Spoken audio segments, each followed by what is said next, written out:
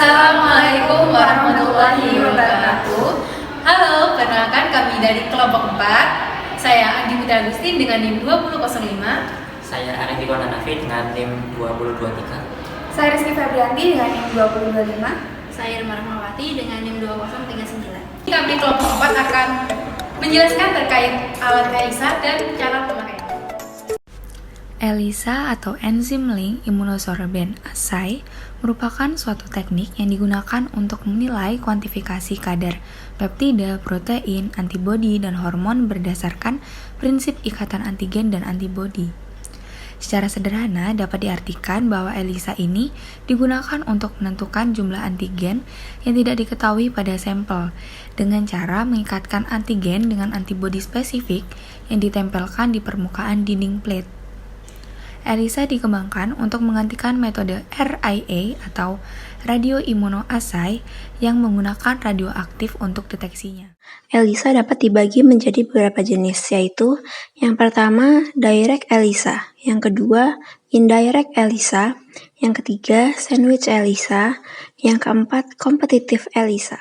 Adapun bagian-bagian alat dari ELISA, yang pertama microplate.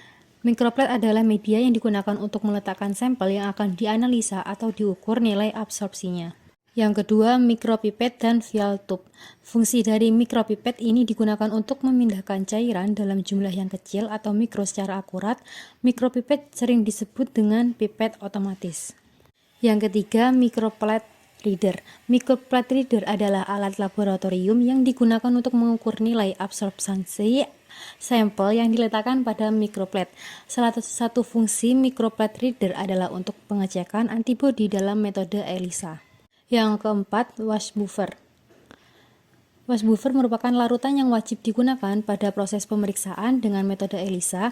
Wash buffer ini digunakan untuk membilas plate mikrotiter selama proses pelapisan dan di antara langkah-langkah penambahan reagen ELISA.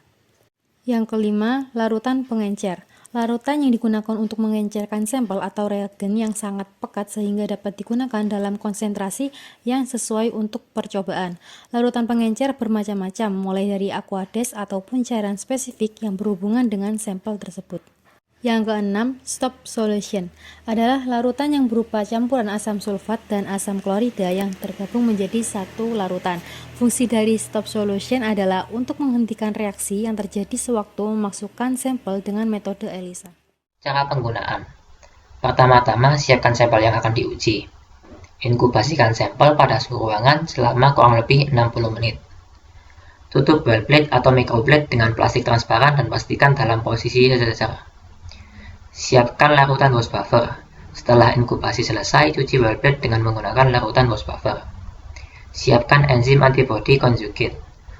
Tambahkan 100 mikroliter enzim yang telah diencerkan ke setiap well pada well plate. Lakukan pencucian sekali lagi dan masukkan substrate solution. Setelah reaksi berlangsung sesuai waktu yang ditentukan, tambahkan stop solution untuk menghentikan reaksi. Masukkan seluruh well plate ke ELISA reader, lalu ketik go dan lakukan pembacaan hasil dengan gelombang absorbansi 450 nanometer. Atur mode kalibrasi. Kalibrasi bertujuan untuk membandingkan sampel yang dimasukkan ke dalam ELISA dengan standar. Sesudah disetting, pasang well plate dengan posisi yang benar di ELISA reader. Jika well ditempatkan secara vertikal, pilih huruf A hingga H. Sedangkan jika well ditempatkan secara horizontal, pilih nomor 1 hingga 12. Mulai pembacaan dengan mengklik Start atau tombol yang relevan pada ELISA reader. Waktu pembacaan biasanya berkisar antara 15 hingga 30 menit. Setelah selesai, hasilnya dapat dilihat dengan mengklik Result dan Preview. Setelah itu akan keluar hasil dari nilai absorban sampel. Sekian penjelasan yang dapat kami sampaikan. Apabila ada kesalahan kata, mohon dimaafkan. Wassalamualaikum warahmatullahi wabarakatuh.